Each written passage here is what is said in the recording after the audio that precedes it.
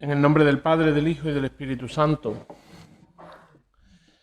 Ven, Espíritu Santo, llena los corazones de tus fieles y enciende en ellos el fuego de tu amor. Envía, Señor, tu Espíritu y todas las cosas serán creadas. Oh Dios, que adoctrinaste los corazones de tus fieles con la luz del Espíritu Santo, haz que guiados por este mismo Espíritu sepamos gustar el bien y gozar siempre de su consuelo. Por Jesucristo nuestro Señor. Santa María, Madre de la Iglesia, San Benito, ruega por nosotros. Tercera reflexión de este tiempo de Pascua que estamos intentando vivir con intensidad, y decíamos desde el principio que volviendo a lo esencial, y nada tan esencial como las virtudes teologales, que son las características propias de un cristiano, son las características y la forma de vida propia que el Espíritu Santo ha puesto en nosotros desde el día de nuestro bautismo y que nosotros tenemos que pasarnos la vida desarrollando. Esas virtudes que estamos llamados a vivir cada vez más heroicamente y que nos hacen entrar realmente con nuestra vida en la vida de Dios, en el modo de ser, de vivir de Dios nuestro Señor.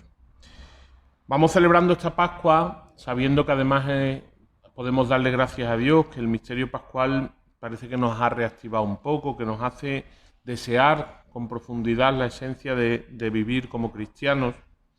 Me decía hace pocos días un sacerdote que todo este tiempo de pruebas, este tiempo de pandemia, parece que ha sacado lo que hay dentro de nuestros corazones, que nos ha sacado incluso a la Iglesia todo lo que hay, lo bueno, lo malo y lo regular. Y es verdad que se ha puesto a prueba nuestra fe, que se ha revelado muchas veces lo pobre que es nuestra esperanza, porque tal vez llevábamos mucho tiempo acostumbrados a un cristianismo social, de costumbre, y sin embargo el Señor nos llama a renovar su esencia.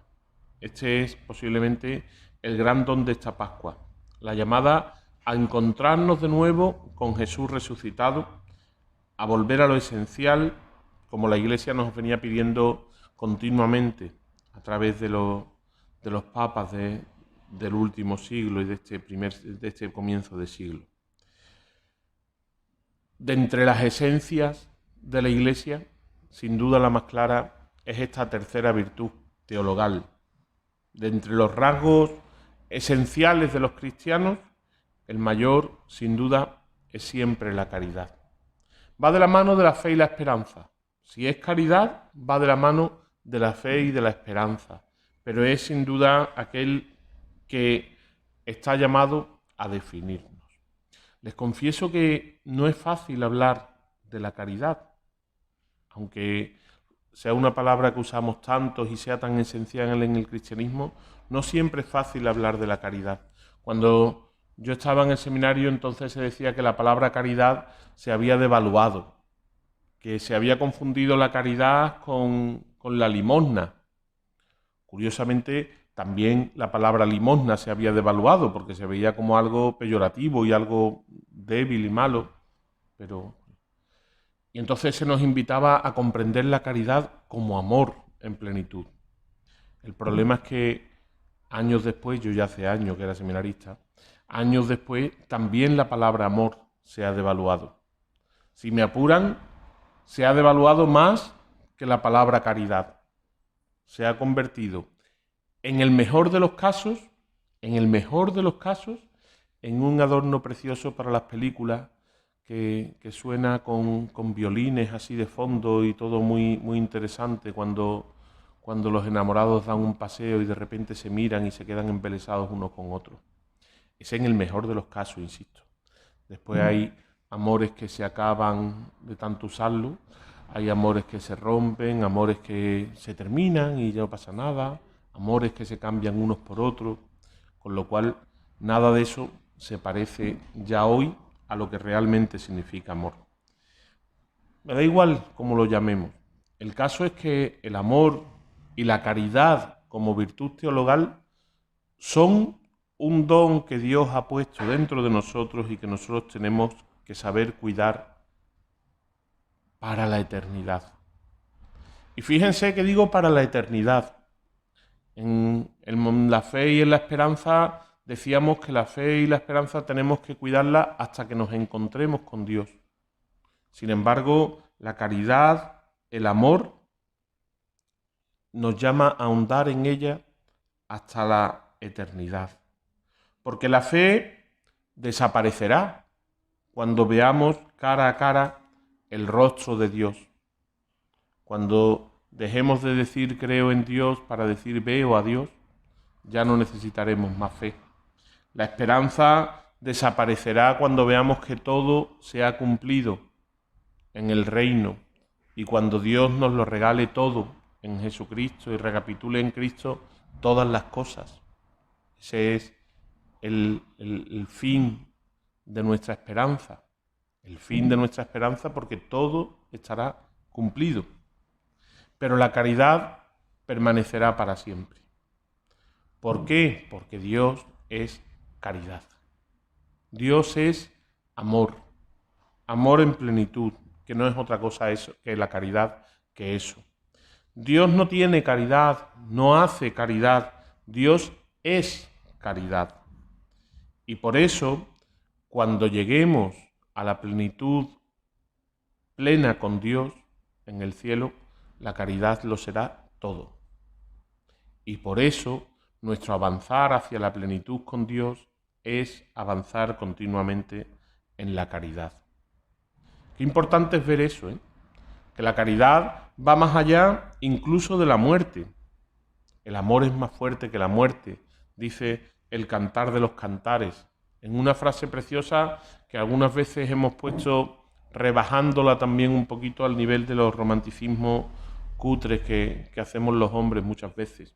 El amor es más fuerte que la muerte nos está hablando de resurrección, de vida, del triunfo de Dios, nos está hablando de que somos capaces de darlo todo sin límites, porque Dios es el que hace que todo triunfe.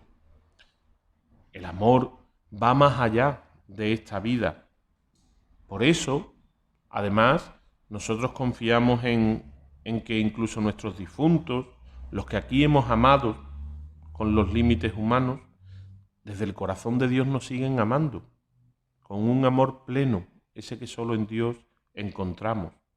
Por eso rezamos por nuestros seres queridos difuntos, por eso podemos incluso rezarles a ellos para que intercedan por nosotros.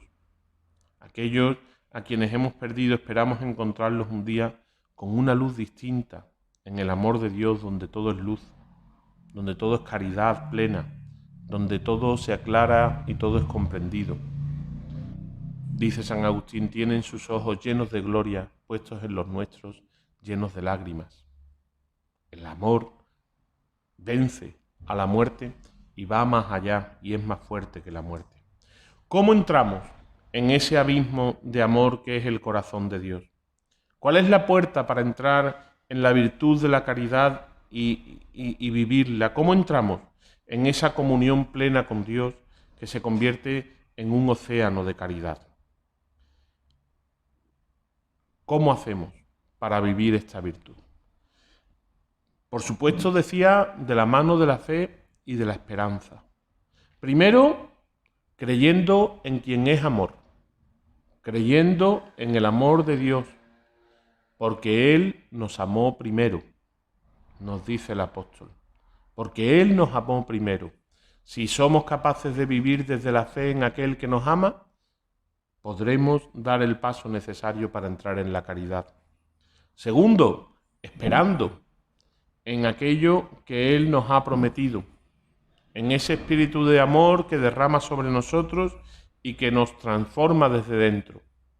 Y desde la fe y desde la esperanza, dando el salto de vivir nosotros en comunión con Dios, que es lo que nos vuelca a la comunión con los demás.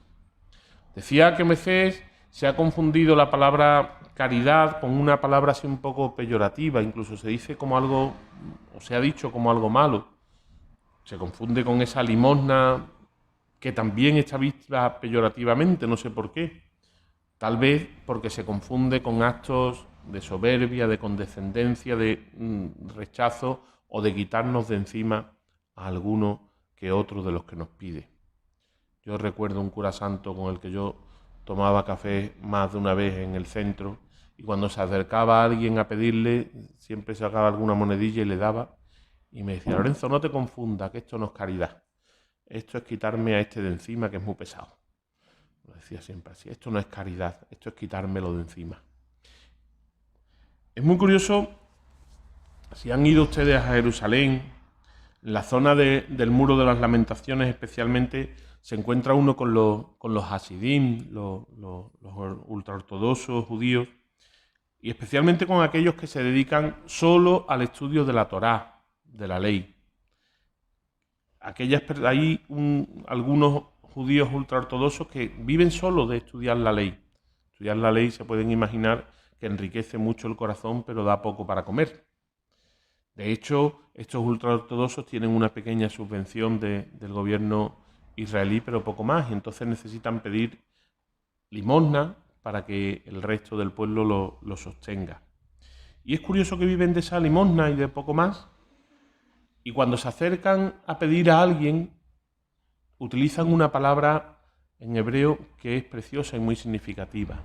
Se acercan y piden sedaká. Sedaká significa justicia. La limosna que ellos piden no es una limosna tal y como nosotros la entendemos, desde una caridad condescendiente en el que yo me quito de encima al que me pide, sino que ellos piden justicia. Así se pide limosna en hebreo, justicia. Porque la limosna no es opcional, sino que es un acto de justicia. Porque como hijos de Dios estamos llamados a compartir con quienes lo necesitan, y así se establece la justicia de Dios con los hombres. Y resulta que la palabra caridad y la palabra justicia se dan la mano de esa manera. Resulta que cuando yo atiendo al que lo necesita, cuando yo pongo mi corazón en aquel que necesita de mí, puedo hacer justicia, puedo vivir la caridad, que no se hace, se vive, se experimenta, se comparte, se entrega. Ese es ese regalo inmenso que podemos tener cuando el Señor pone delante de nosotros las necesidades de nuestros hermanos. Poder hacer justicia, poder vivir el amor. Curiosamente, cuando uno le entrega una moneda o algo a uno de estos ultraortodoxos, ellos devuelven una cinta roja, un hilito rojo, y te lo dan como devolución de esa justicia que hemos hecho. Es un signo que recuerda al Antiguo Testamento. En el Antiguo Testamento, en el libro de Josué, se cuenta la historia de cómo el pueblo de Israel mandó a unos pocos de espías a la ciudad de Jericó, y allí una prostituta, Rahab, acoge a aquellos espías, se da cuenta de que la ciudad va a ser vencida, los esconde en su casa, los hace saltar por una ventana, y aquellos espías, ante aquello que aquella mujer había hecho por ellos, les dicen: cuelga una cinta roja, una cinta escarlata de tu ventana, de tal manera que cuando nosotros entremos con las tropas, al entrar en la ciudad y descubrir esa cinta roja, todos los que están en esa casa serán salvados, serán protegidos por esa cinta roja. Muy curioso, porque a lo largo de todo el Antiguo Testamento aparece muchas veces una cinta roja. Eso pueden ustedes estudiarlo profundamente, que da para mucho. Pero es ese sello que protege a quienes están allí. La limosna, la justicia se pueden convertir en signo salvador para nosotros. Decía, encontrarnos con quien nos necesita es una oportunidad para nosotros, porque lejos de querer nosotros salvar, somos salvados cuando realmente hacemos esa justicia, cuando imitamos la caridad del Padre que nos ha amado. Hay muchos antecedentes de esa cinta roja de Esaú y de Jacob. La cinta roja que es también la marca sobre los umbrales del pueblo de Israel en las plagas de Egipto. Se pinta con la sangre del cordero las puertas cuando va a pasar el Señor. De nuevo un signo, esa sangre roja preserva la vida y la comunión con Dios ante el peligro. Hay tantos signos que nos hablan de cómo el Señor nos va marcando, signos que señalan que somos de Dios, signos que muchas veces tienen que ver con la sangre, que es símbolo para el mundo judío no de la muerte, sino de la vida. Esa sangre que Dios ha derramado sobre nosotros. También en el Nuevo Testamento se nos habla de sellos, de marcas. En la segunda carta a los Corintios dice que Dios nos confirma en Cristo, nos ungió y nos ha sellado con su Espíritu, que es un sello, una marca, una prenda en nuestros corazones. Nosotros tenemos la marca de Cristo en nosotros, la que hemos recibido en el bautismo, la que nos ha sellado para siempre, para la eternidad. Mirad qué amor nos ha tenido el Padre para llamarnos hijos suyos, pues lo somos. Se asombra el apóstol San Juan en la carta, lo escuchábamos este domingo pasado. La marca de ser hijos de Dios ha sido puesta en nosotros. El Apocalipsis nos va a hablar de aquella marca con la que el ángel irá marcando en la frente a los elegidos, que en la catástrofe final serán salvados. El sello salvador de Dios. ¿Cuál es la marca? ¿Cuál es el sello? ¿Qué es lo que marca a un hijo de Dios, lo sella y lo salva para siempre? Nos lo explica estupendamente Jesús en el capítulo 25 del Evangelio de Mateo. Venid a mí, vosotros, benditos de mi Padre. ¿Quiénes son los benditos, los marcados, los que van a Él? Porque tuve hambre y me diste de comer, tuve sed y me diste de beber, estuve desnudo en la cárcel, me visitaste. Ahí está. En ese misterio del amor y de la caridad encontramos la marca que nos salva. ¿Y cuántas veces olvidamos esta verdad? ¿Cuántas veces olvidamos que solo podemos vivir como cristianos si hacemos de la caridad nuestro sello y nuestra marca? Para nosotros y para los demás. El único salvoconducto para el cielo es la caridad. El único testimonio verdadero es la caridad. Y nosotros seguimos haciendo proyectos, planes, preguntándonos cómo se viven las cosas, haciendo proyectos marcos, planes estratégicos. Y los curas seguimos pensando por qué la gente no termina de creer.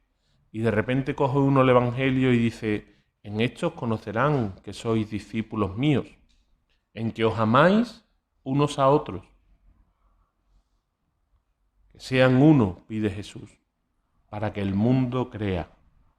No hay otra marca, no hay otro salvoconducto, no hay otro sello que aquellas 5 palabras que resumen el amor de Dios. A mí me lo hicisteis. A mí me lo hicisteis. Ese es el misterio de la caridad de Dios. A mí me lo hicisteis porque Dios, por amor a nosotros, se ha hecho hombre. A mí me lo hicisteis porque Dios, por amor a nosotros, se ha abajado hasta nosotros. Y a mí me lo hicisteis porque se ha quedado sacramentalmente en el necesitado. En todo necesitado.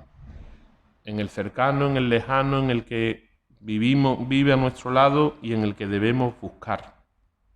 Lo que nos identifica como miembros de la Iglesia, como discípulos de Jesucristo, como miembros de su cuerpo, como hijos de Dios, es el amor. En todo tiempo, en toda circunstancia, en toda ocasión, la virtud imprescindible de la caridad definirá a la Iglesia.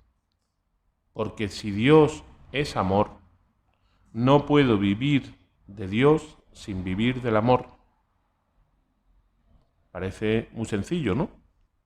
Pues yo no sé ustedes, pero a mí me cuesta un trabajo metérmelo en la cabeza. No puedo vivir en Dios si no vivo en el amor. En un amor heroico, porque la caridad es un amor heroico. Es un amor hasta el extremo. Es el amor que solo se vive en la medida en que lo ha vivido Jesucristo. Y es un amor que tenemos que reflejar para reflejar el rostro de Jesucristo. Y es un amor que se deteriora y deteriora en mí la imagen de Cristo si no lo vivo. Dice San Agustín en una de las lecturas del oficio, en un comentario al Evangelio de San Juan, una reflexión muy sencilla. Dice: el Señor Jesús nos dice, os doy un mandato nuevo, que os améis mutuamente. Y de repente San Agustín, que es tan agudo siempre, se pregunta, ¿qué tiene de nuevo ese mandato? ¿Es que no existía ya en la ley antigua el mandato amarás a tu prójimo? ¿Por qué llama nuevo al Señor a lo que nos consta que es tan antiguo? Y se pregunta de repente, quizá la novedad de este mandato consista en el hecho de que así nos despoja del hombre viejo y nos reviste del nuevo. La novedad del cristiano es vivir del amor. Renueva este mandato, dice San Agustín, al que lo oye, mejor dicho, al que lo cumple, teniendo en cuenta que no se trata ya de un amor cualquiera, sino de aquel amor acerca del cual el Señor, para distinguirlo de cualquier otro amor, añade, como yo os he amado. La marca de la caridad es la marca del amor como Cristo nos ha amado. La marca de la caridad, la virtud de la caridad es ese amor heroico hasta el límite, hasta el final, hasta el extremo. Nos va a decir el Evangelio, habiendo amado a los suyos, los amó hasta el extremo. Este es el amor, dice San Agustín, que nos renueva, que nos hace hombres nuevos, herederos del testamento nuevo, capaces de cantar el cántico nuevo. Sería la lectura del oficio del día de hoy, de este jueves de la cuarta semana, salvo que hoy es Santa Catalina y tenemos otra lectura, pero es preciosa. Yo doy gracias al Señor de que esta mañana me equivoqué y me la leí. Así la puedo compartir. Quería el Señor que llegaran estas palabras. En estos tiempos, ahora y hoy, recuerdan que en estos días hemos dicho cómo vivir la fe ahora en este tiempo de prueba, cómo vivir la esperanza ahora en este tiempo de pandemia. En este tiempo, ¿cómo estamos llamados a vivir la caridad? Porque lo primero que tenemos que empezar a pensar es que estamos llamados a vivir la caridad hasta el extremo. Primero tendríamos que preguntarnos cómo la estamos viviendo. Si la vivimos como en tiempos más normales, antes de la pandemia, con todas nuestras relaciones. Tampoco esta es la primera crisis que nos encontramos. Veníamos de una crisis económica tremenda que causaba terror cuando se hablaba de ella. ¿Se acuerdan ustedes que había una crisis antes de esta crisis? Es curioso, ¿eh? Qué lejos queda ya todos aquellos horrores. Y sin embargo, los de ahora se ha convertido en algo mucho más hondo. También la respuesta tiene que ser mucho más honda. La caridad no es solo responder a una necesidad concreta ni ayudar a los necesitados desde fuera. La caridad, decíamos, es Dios mismo. Y por lo tanto es, primero que nada, ese don que recibimos de Dios. Dios nos ama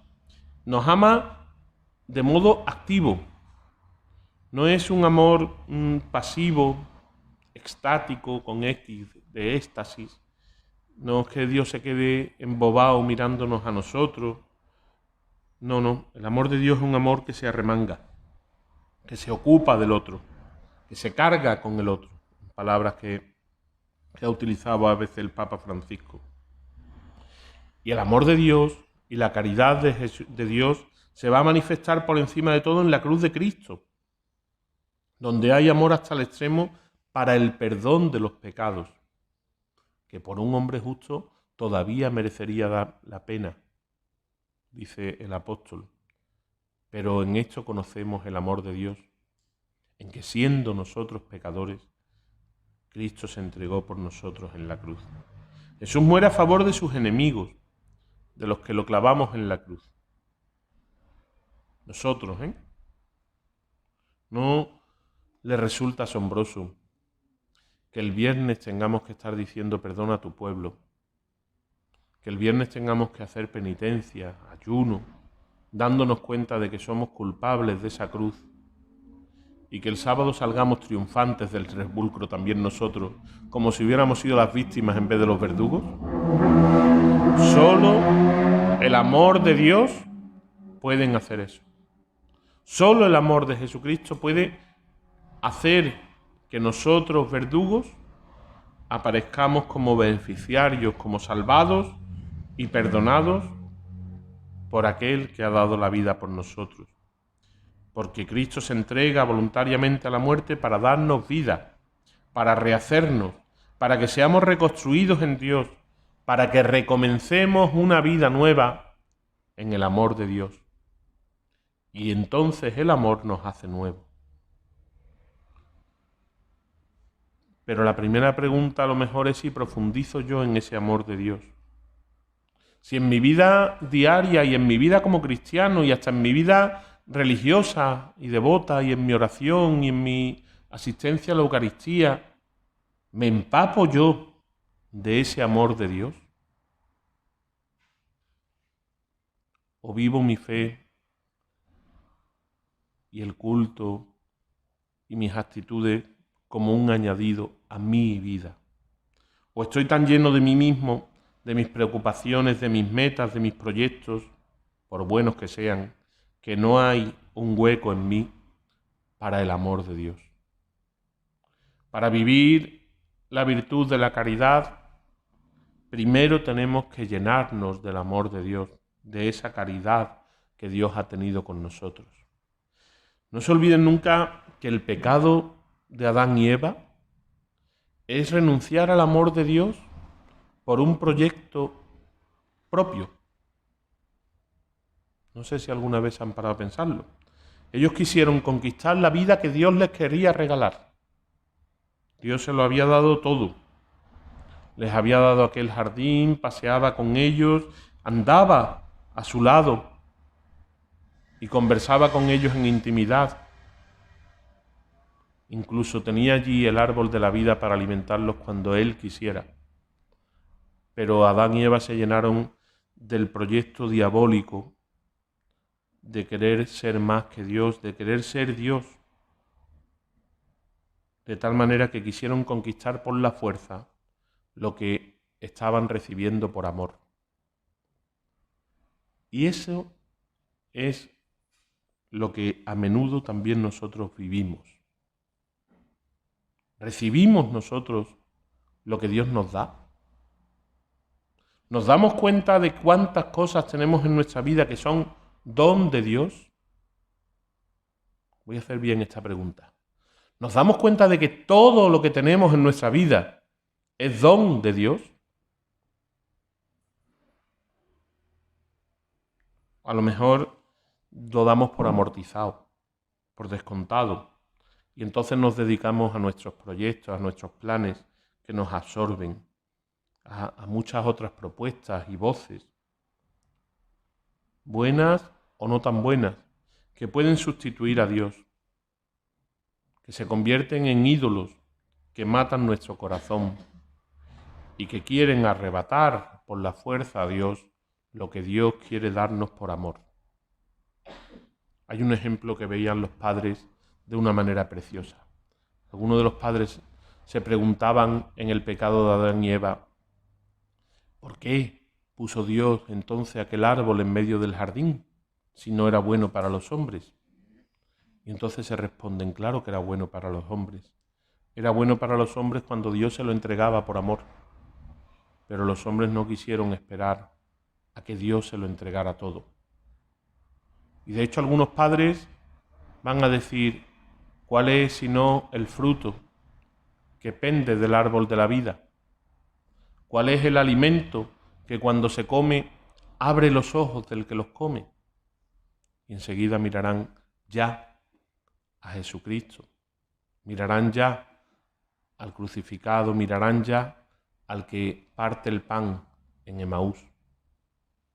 Es el mismo Cristo que se nos quiere entregar, y el pecado es querer arrebatar por la fuerza de la vida lo que Dios nos quiere dar con amor. Esta es la primera dimensión de la caridad, dejar que Dios nos ame, dejar que Dios nos llene, que Dios se ocupe de mí y Dios actúe en mí. Y de ahí, nos dice Jesús, brotarán aguas para la vida eterna.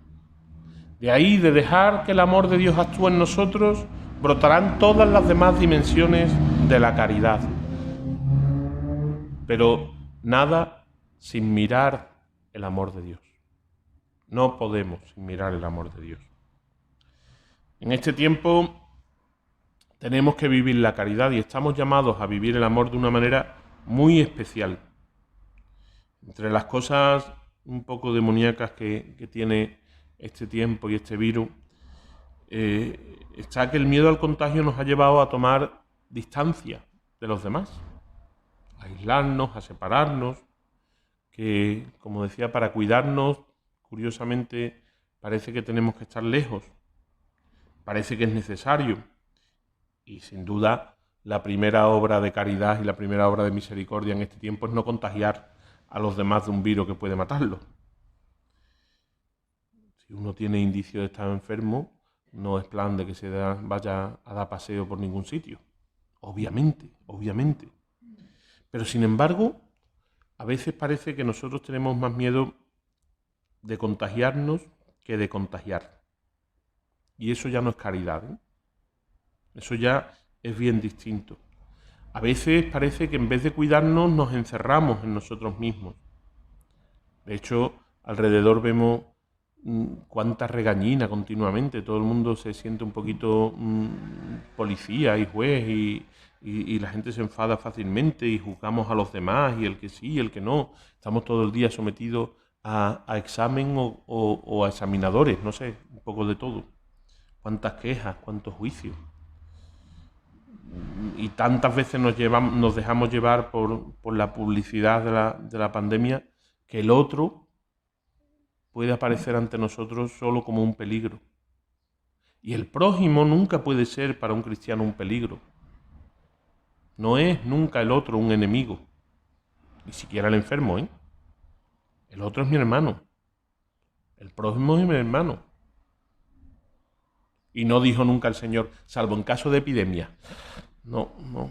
El otro es mi hermano también en tiempos de epidemia. Tendremos que guardar todas las medidas. Tendremos que guardar la distancia social. Pero nuestro corazón no puede aislarse, cerrarse, ni apartarse siquiera del otro. No puede petrificarse al mirar al otro. Y no puede movernos tanto el miedo que expulsemos del corazón la caridad. Esto es importante, ¿eh? Que no se nos olvide. La historia de la Iglesia ha atravesado muchas epidemias, pestes, morbos, enfermedades. Y la historia de la Iglesia está llena de héroes. A nadie se le exige ser héroe, ¿eh? En la fe ni en el amor, pero los hay. Hay héroes grandes en el amor en la Iglesia. Los llamamos santos. Los llamamos santos y muchos fueron capaces de dejarse la vida con una caridad inmensa en tiempos de enfermedad y en tiempos de pandemia. Recorran la historia de la Iglesia. San Roque, que es el patrón, que iba de peste en peste. que solo se apartó del todo cuando él estuvo enfermo. Iba cuidando enfermos hasta que cayó enfermo y entonces se fue a una cueva a las afueras de la ciudad. Allí lo alimentaba un perrillo que le mandaba a Dios. La historia es mucho más seria de lo que parece cuando vemos las imágenes, ¿eh? Después volvió a cuidar a los enfermos. San Luis Gonzaga, San Juan Grande, aquí, en Jerez, hasta que murió en la peste, en el 1600. La historia de la Iglesia está llena de santos que han dado la vida por los demás y que han arriesgado la vida por seguir amando a los demás cuando eso le podía costar la vida. Hay incluso imprudentes que se han ido a buscar la enfermedad. Miren a San Damián de Molokai. ¿Quién le mandaría a aquel buen fraile meterse en una isla llena de leprosos? Con lo bien pensado que estaba aquel aislamiento social, ¿eh? Era un pensamiento estupendo. Para que no se contagie nadie, mandamos los leprosos a una isla y allí se queden todos. Eso sí que es un confinamiento perimetral y lo nuestro es de broma. Y aquel buen hombre se va y se planta en medio de aquella isla para civilizarla con el amor de Dios. Y da la vida allí por ellos. Y tanto se juntaba, y tanto tocaba, y tanto amaba, que acabó contagiado de la lepra. De aquella lepra espantosa, pero curó una lepra peor. La lepra de la falta de fe, de la falta de amor, de la falta de esperanza de aquellos abandonados de Molokai. No se trata de salvarme yo. Cuidado, porque salvarse uno mismo es escuchar a la serpiente, ¿eh? Fíjense lo que estoy diciendo. A lo mejor alguno se puede asustar, pero querer salvarse uno mismo es escuchar a la serpiente. No lo digo yo, lo dice nuestro Señor Jesucristo. El que quiera salvar su vida, la perderá. Pero el que pierda su vida por mí y el Evangelio, la encontrará. Cuidado que yo a veces digo cosas, parece que me las estoy inventando, que soy yo un anarquista nuevo. No, lo dice el Señor en el Evangelio. ¿Querer salvarme yo? ¿Solo yo? ¿Querer salvarme por mí mismo? ¿Querer salvar mi vida? Es el plan de la serpiente. Es el plan del demonio. No es el Evangelio. Yo, para salvarme, no puedo desentenderme de mi hermano y no puedo salvarme solo. Yo no puedo hacerme indiferente al otro, porque eso es dimitir de la caridad. Y dimitir de la caridad es dimitir de Dios. La caridad que Dios tiene con nosotros se tiene que manifestar en nuestra vida y manifestar de mil maneras con los hermanos. Es la que se manifiesta en nuestras obras. Es la que se manifiesta en el signo con el que tratamos y amamos a los demás. El primer modo en que se manifiesta la caridad, que a veces se nos olvida, es que la presencia de Dios en los creyentes genera una comunidad de creyentes. El primer modo de la caridad es la comunidad. Es que la fe no la vivimos solos, ni estamos destinados a salvarnos solos. Cuidado con los individualismos. Este tiempo de pandemia ha hecho crecer muchas veces una vivencia del cristianismo individualista. Yo, con ver la misa en la tele, hacer la comunión espiritual, rezar de vez en cuando y quejarme, ya tengo bastante. No. Yo necesito de la comunidad, necesito compartir con los hermanos, unidos a Cristo por el bautismo, sellados por el Espíritu. Somos hijos del único Padre y no podemos olvidar, por tanto, que somos hermanos.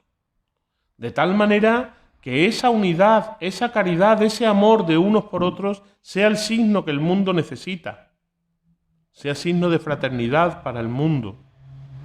La comunión con toda la Iglesia, comunión de fe, de caridad, con la Iglesia universal extendida por toda la tierra, con nuestra comunidad cercana, con nuestros pequeños grupos, con las pequeñas comunidades con quien compartimos la fe, la iglesia doméstica, los grupos en los que nos unimos, las comunidades de fe, la comunión eclesial concreta y cercana con el que está a nuestro lado, es signo de caridad, porque son los demás con quienes comparto mi vida y mi fe.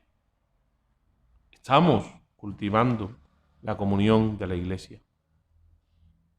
Estamos cultivando ahora esa comunión de la iglesia que implica cuidar también la misión de la iglesia. Cuidado que no sea la prudencia sino el miedo la que nos aísle. Es verdad que vendrán tiempos mejores, es verdad que... pero ¿no es este también un tiempo de vivir la comunidad? Si no, no puedo decir que los otros son mis hermanos. Con imaginación, con creatividad, pero necesitamos avivar la comunidad con la presencia, con la ayuda mutua, con el cuidado de unos por otros, con la preocupación profunda. De tal manera que paso a paso vayamos ampliando, y así la Iglesia será, en medio del mundo, un signo por amor. Solo si nos amamos, si no nos aislamos, si no nos olvidamos unos a otros, y juntos caminamos hacia el amor de Dios y desde el amor de Dios, podremos vivir de la caridad. Vivir la caridad en este tiempo implica una creatividad, implica formas prudentes y maneras nuevas, distintas, como siempre. Siempre la caridad implica una novedad, porque la caridad es concreta y es un amor concreto a quien tengo delante. Nunca podremos aplicar una caridad de libro con una receta fácil, porque cada persona que tengo delante necesita un modo nuevo en el que manifiesto mi caridad. ¿Hay alguien que pueda decir que tiene que tratar igual a todos sus hijos? A lo mejor hay quien lo dice, pero se equivoca. Amar igual a todos los hijos no quiere decir amarlos de la misma manera. La caridad se concreta, el amor se concreta en cada uno. Y la caridad es más grande que el amor del padre y de la madre, que no se nos olvide. Es más gratuita, es más heroica, porque tiene como definición el como yo os he amado de Jesucristo. Y eso es hasta el extremo, sin medida. El miedo no viene de Dios, la justa prudencia sí, pero el miedo no viene de Dios y no puedo olvidarme del hermano, de la comunidad, de la iglesia. Así que no se olviden nunca de que el que nos quiere asustar no habla en nombre de Dios, sino de la serpiente, del diablo, para que nos salvemos solos. Es urgente que vivamos la comunidad. Es urgente que vivamos la iglesia. Urgente.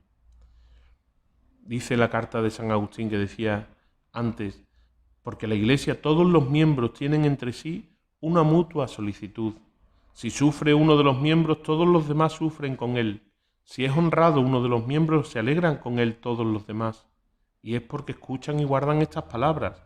Os doy el mandato nuevo, que os améis unos a otros, no con un amor que degrada, ni con el amor con que se aman los seres humanos por ser humanos, sino con el amor con que se aman porque están deificados, porque son hijos del Altísimo, de manera que son hermanos de su Hijo único, con mayúscula, y se aman entre sí con el mismo amor con que Cristo nos ha amado, para conducirlos hacia la meta final en la que encuentran su plenitud y la saciedad de todos los bienes que desean. Cuando todo deseo se vea colmado, cuando Dios lo será todo en todas las cosas. Asombra leer la descripción de la Iglesia. No es un deseo, no es un mandato como tantas veces tenemos que hacer nosotros, no es una regla, es una descripción de la Iglesia. ¿Qué es la Iglesia? Aquel estado en el que todos se aman, no con el amor del mundo, sino con el amor de Dios. La caridad así se vive dentro, pero se lanza hacia afuera, explota hacia los demás y tiene una dimensión que se abre primero a los más cercanos, aquellos que están cerca de nosotros, pero también aquellos a los que estamos llamados a acercarnos. Durante este año largo que llevamos de pandemia y de confinamiento, ¿cuántas experiencias nos han enseñado cosas y cuántas no hemos querido terminar de mirar? Curioso aquel tiempo de confinamiento en que la gente estaban tan encerradas en casas muchas veces y en las que los que tuvimos que estar un poco así más en la calle veíamos de todo. Casas donde muchos profundizaban en el amor, el cuidado mutuo, pero también casas donde saltaban chispas, porque no habían sabido amarse nunca. Hasta donde se amaban mucho surgían a veces dificultades, heridas, cansancio. No creo que ustedes hayan pasado los 2 meses de confinamiento sin que algún día no hayan querido salir al balcón por lo menos y quitarse de en medio para no ver a alguien. No vamos a entrar en detalle. Sin embargo, cuando hay amor se vence. Todos esos roces se vencen en la caridad de la familia, que se convierte en comprensión, en paciencia, en apoyo mutuo, en estímulo, en un diálogo siempre fecundo, en una renuncia continua a favor de los demás. Así se construye la familia y así se crece en la familia, y sin eso la familia se disgrega. Es un ejemplo sencillo, ¿eh? ¿Por qué tantos fracasos en tantas familias? Porque a veces falta el amor. Si dan un paso más y después salimos y miramos de nuevo a los lugares de trabajo, a los lugares donde compartimos con los demás, o cualquier grupo de amistades, ¿cuántas veces las relaciones con los demás se convierten más en rivalidad que otra cosa? Un compañero de trabajo en teoría es un colaborador. El colaborador es el que comparte la labor. Colaborar. Y sin embargo muchas veces se convierte en un rival, en un contrincante. Y los vecinos, si miramos a los vecinos ya y vamos un poquito más allá, ya puede pasar de todo. Qué difícil son a veces las relaciones, a veces por situaciones muy ridículas. ¿Quién no tiene un vecino en el barrio, en el bloque que es para escribir un libro? El que no lo tiene es porque lleva poco tiempo en el bloque. Y si no lo tiene después de mucho tiempo, que se pregunte si no es él el vecino para escribir el libro. También es importante, que a veces podemos serlo. A veces podemos estar atentos, ¿eh? ¿Cómo vivimos nosotros nuestras relaciones a nuestro alrededor, con nuestros vecinos, con nuestra gente, con nuestros trabajos? ¿Somos testigos de la caridad de Dios en las relaciones con los demás? ¿O somos a veces los más exigentes y los más quisquillosos? ¿Somos reflejo de un amor de Dios en lo que vivimos? Cuidado, porque a veces nos hacemos muy valientes para anunciar todas las cosas de nuestra fe, pero qué trabajo nos cuesta testimoniar el amor. Y cuando anunciamos a gritos la fe y no testimoniamos el amor, eso se llama un contratestimonio. Y va más contra el Evangelio de Jesucristo. No podemos anunciar y evangelizar a Jesucristo si no acompañamos el anuncio con el estilo de Jesucristo, con su vida reflejada en nosotros. Y eso solo se hace desde la caridad. Caridad con los enfermos, con los niños, con los que tienen hambre, con las viudas, con los más débiles. Todo es caridad en Jesús. Todos sus signos brotan de su caridad, su amor hacia los demás. Una caridad que no se centra solo en los cercanos, sino que al contrario nos llama a hacernos cercanos. Y a hacernos cercanos especialmente del que sufre y del que lo necesita.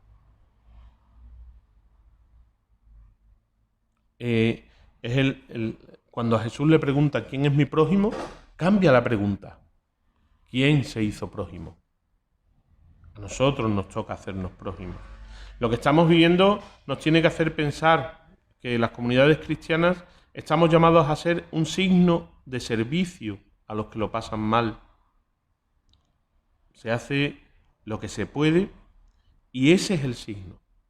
Hacer todo lo que podamos, pero no porque hagamos, no porque consigamos, no porque tengamos éxito, sino porque amamos. Qué importante es. Durante el tiempo del confinamiento pudimos ver tantos signos, tantas personas necesitadas de amor, y cómo la Iglesia era signo para ellos. En esa esquina, allí debajo de San Juan Pablo II, pasaba yo uno de los días durante la mañana y me encontré un muchacho allí rezando muy, muy devotamente. Me emocionó verlo tan centrado y tan concentrado. A la hora volví a pasar y seguía ahí igual de concentrado y ya me di cuenta de que estaba dormido. A la hora siguiente volví a pasar y seguía dormido ya el pobre tirado sobre el banco. Cuando ya íbamos a cerrar tuve que acercarme a él. Había gente en la calle durante el confinamiento. Había gente que no tenía casa donde encerrarse. Y acudían a la iglesia que podía estar abierta para poder descansar un poco tranquilos. Yo pienso que también es un signo del amor de Dios, que refugia, que acoge, que acompaña. Y si aquel día que el hombre se fue con un sueñecito un poco bien echado y un plato de comida caliente, pues ya se llevó algo. Después se lo contaba a alguien y decía, seguramente no lo veré más. Y después pensaba, ¿y si lo veo en el cielo algún día? Espero verlo en el cielo y a lo mejor me está esperando con la cinta roja. Ojalá, ojalá, porque si no, a ver cómo entro yo en el cielo. Tenemos que tener ese cuidado, ese apoyo a los más débiles. Es precioso recordar el apoyo que hemos tenido a las Cáritas parroquiales, a todo el servicio de Cáritas durante este tiempo. Porque el amor, como dice el Papa Francisco, es hacerse cargo del otro, cargarse con el otro. Lo que define el Evangelio, hacerse prójimo. La caridad, decía el Papa en el mensaje de Cuaresma, es el impulso del corazón que nos hace salir de nosotros mismos. El don que da sentido a nuestra vida y gracias al cual a quien se ve privado de lo necesario lo vemos como a un hermano. Ahí está la caridad. Y aún hay otras dimensiones en las que a veces no pensamos. La caridad social, económica, política. Los cristianos tenemos que procurar que el mundo funcione mejor, que el país funcione mejor. Y eso es una exigencia de la caridad, que a veces se nos olvida.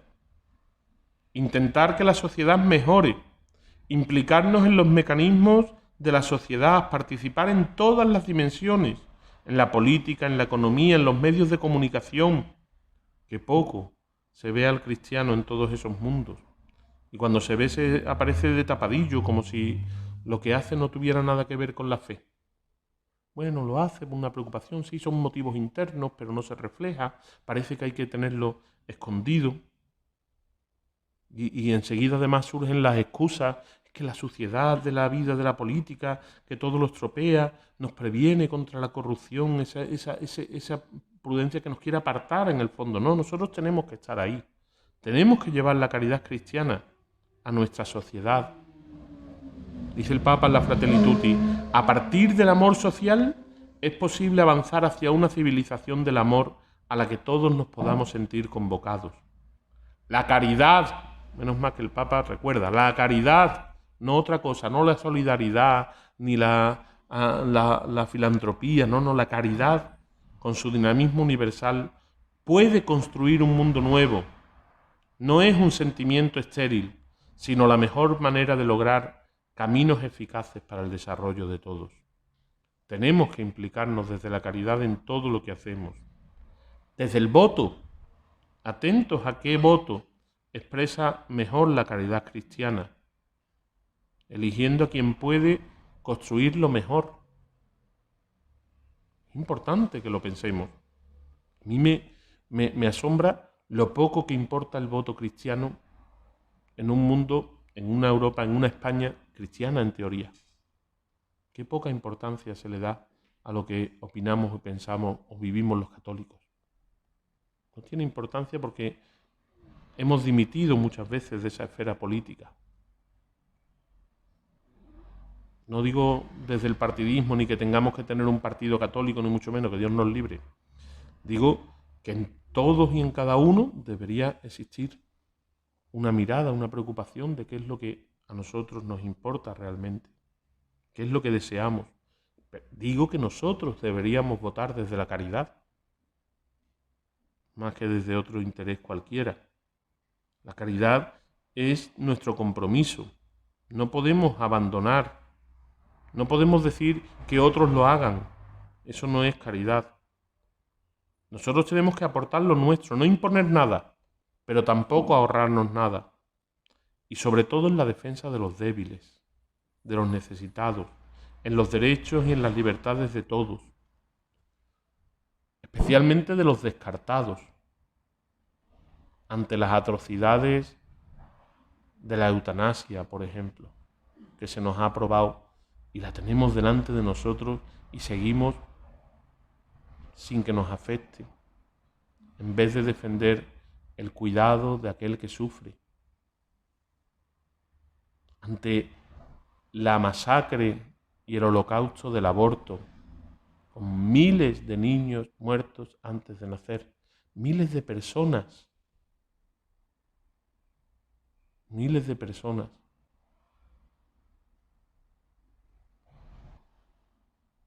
ante todo lo que vivimos alrededor. Cuidado, que no podemos olvidar tampoco a quienes sufren los dramas terribles de la inmigración, de la huida, los refugiados. Cuidado, que no es un tema de partidos, ni de derechas, ni de izquierdas, ni de arriba, ni de abajo. Es la caridad que se tiene que volver operante en nuestra exigencia, en nuestra reivindicación, en nuestra búsqueda de lo que es justo, de la justicia, de la sedacá. La justicia y la caridad se identifican en la Escritura.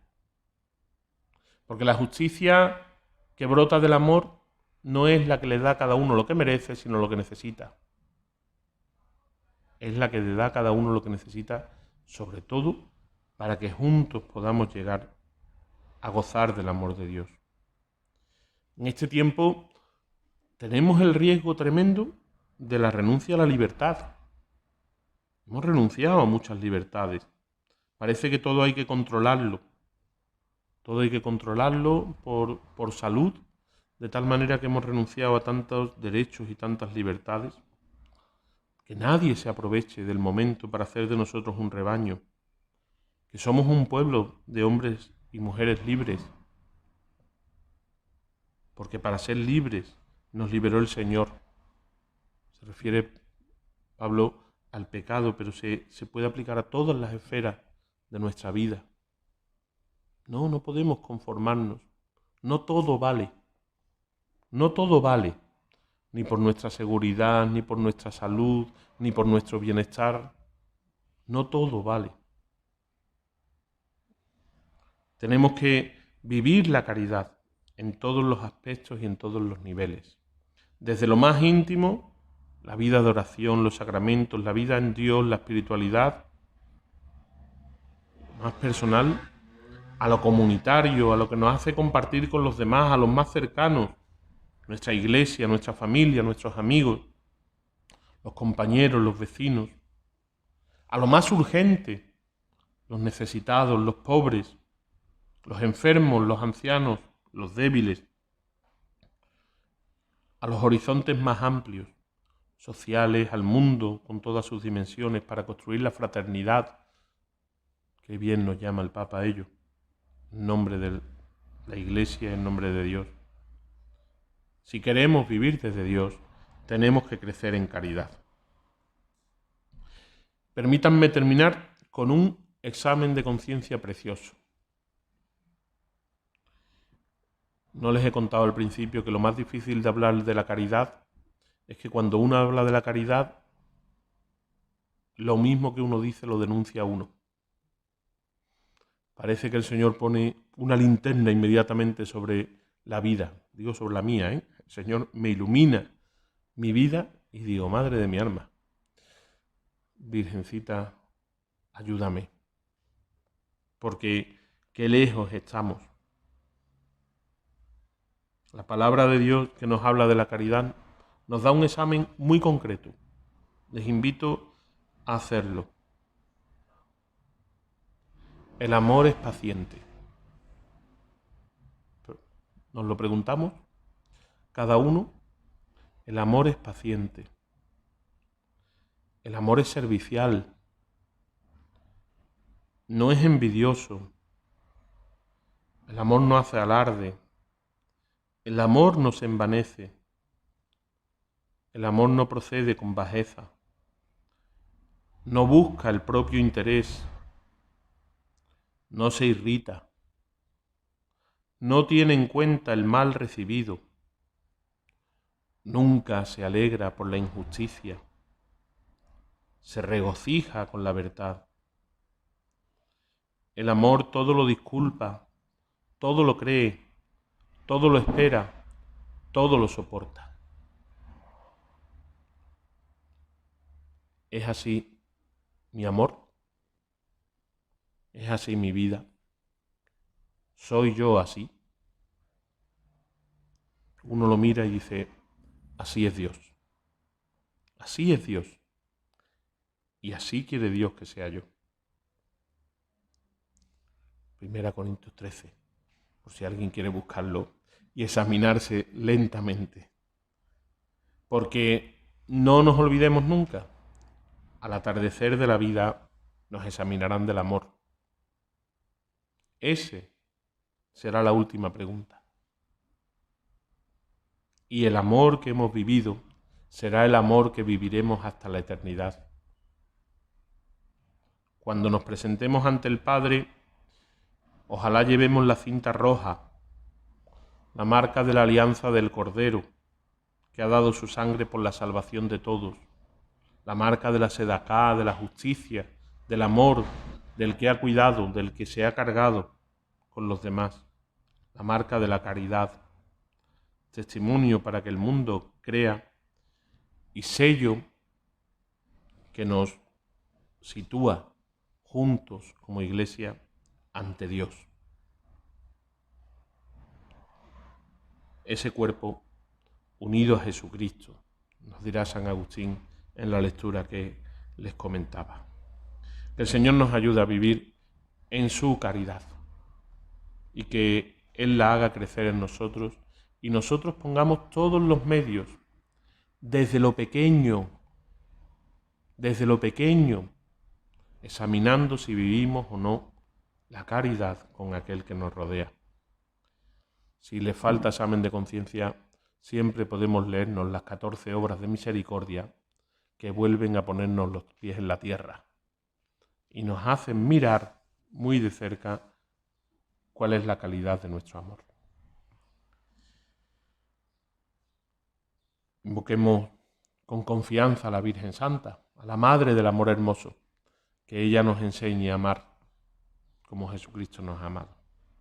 Anunciémosle con alegría el gozo de la resurrección. Regina Celi, letare, alleluia, quia quem meruisti portare, alleluia, resurrexit, sicut dixit, alleluia, ora pro nobis Deum, aleluya. Gózate y alégrate, Virgen María, aleluya, porque verdaderamente ha resucitado el Señor, aleluya. Muchas gracias a todos, alabado sea Jesús.